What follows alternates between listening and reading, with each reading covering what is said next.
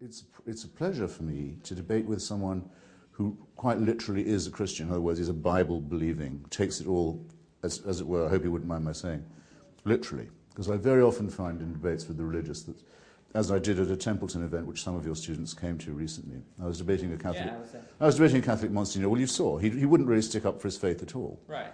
He was as close to being secular as you could be. So I couldn't attack what I know Catholic doctrine to be because he wouldn't stick up for it. Right. It seemed. Whereas like with Douglas Wilson, there's no such problem. He's right. He's the real deal. So that is relatively uncommon for me to find someone who'll do that. So who would you say is the most formidable Christian you've ever discussed with? Where does Douglas chart in that spectrum? Well, pretty high. This is only our first, and we haven't done a formal set-piece debate yet. This was more like a town hall. But of others who I've debated with, Dinesh D'Souza, who I debated with under auspices of the Kings, as a matter of fact, at the New York Society for Ethical Culture a while back, is very good. He's very learned, and he has a much better understanding of the atheist position.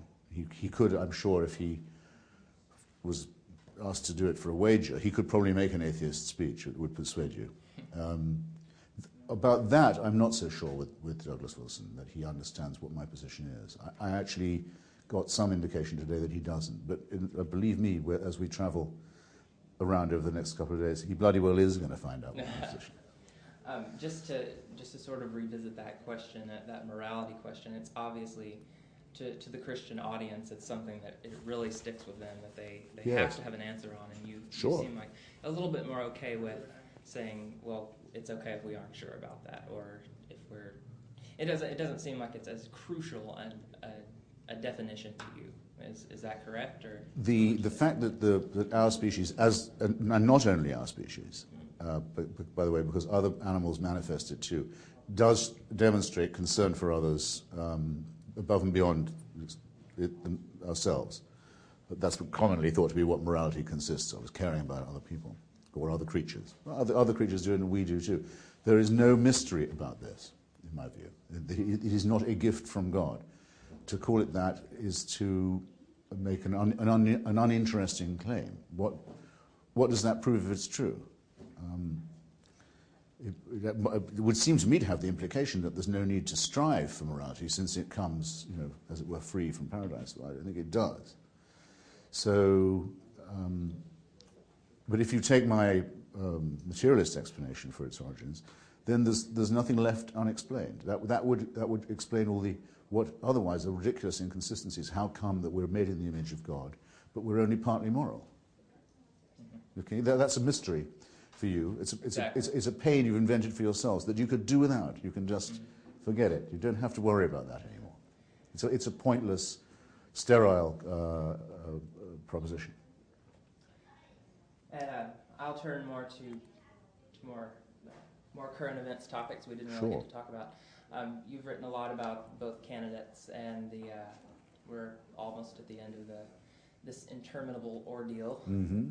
So what would you say is the big idea to take from this, I would say, fairly unusual election, from the crazy Democratic primary to John McCain's sad sort of floundering in the last month or so? I think it's really demonstrated yet again the great lesson that I've learned from politics, which is an incredibly simple one. And I can't believe it took me so long, really, but that personality and character counts above all. I mean, when you think about it, it's so obvious. But we spend quite a lot of the time affecting or pretending to deny it. So, no, let's discuss the big issues, not the personalities. Well, actually, the big issues don't get raised very well in an election of this kind, which is all to do with trying to move swing states a few inches in one direction or another. Big issues don't come up. Furthermore, I have news for you. A politician can promise you something about an issue. He can say, I'll cut your taxes, and maybe he won't. You might end up paying the same or even more. But he can't change the fact, if it is a fact, that he's a crook or a liar or a psycho or a weakling or that he's too old physically and mentally for the job. And John McCain has succeeded in demonstrating that much in the campaign. He shouldn't be doing this to himself. Someone should take him to one side, take him off somewhere restful. I've actually made my decision to vote entirely on that basis. I could have been led to vote Republican this year with some persuasion, because I'm really a single-issue voter on the war on Islamic Jihad. Yeah, but I can't vote for John McCain to be President of the United States. It wouldn't be a responsible thing to do. Right. No, I would agree with you on that. Let alone his Pentecostal raving Philistine of a running mate who believes in witchcraft. Don't laugh, she does. No, I agree. The video is there. I've seen it. Oh. Extraordinary. What an insult. You've written a lot about the threat of Islamic Jihad, of Islamic fascism, and you say you're a single-issue voter on that. Is that something that you think that Barack Obama takes seriously? Oh, yeah. And actually, all the changes and modifications to his position over the course of the campaign have all, in my judgment, been in the right direction. And I think he's quite open to persuasion and to evidence on it.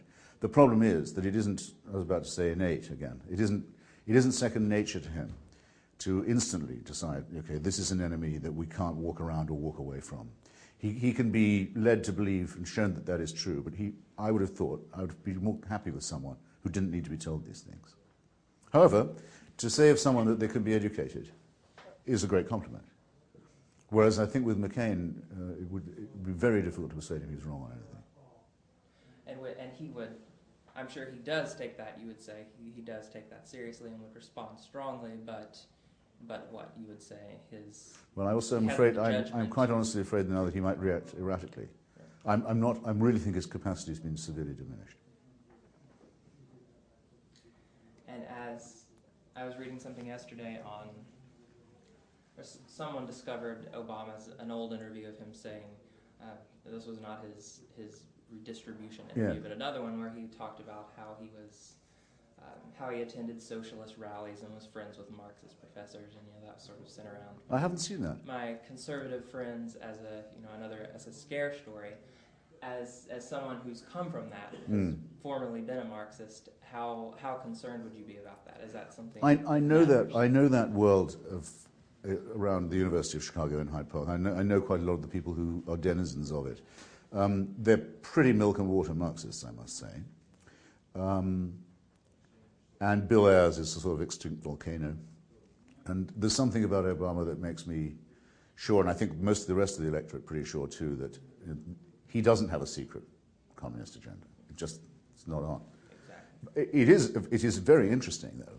I mean, he's got the most left background of anyone who's ever come close to being president of the United States. I mean, it's really quite extraordinary when you think about it. But I have a feeling this is maybe true of quite a lot of the rest of him too, that it was somewhat superficial and a bit shallow. That's what we're all looking for in him, is a sign of something a bit more than a good temperament and a nice character, but a bit of depth and a bit of muscle, and an ability to make up his mind. All these things are somewhat lacking. I don't think the political class, the political system served us very well this year with the choice of candidates, at any stage.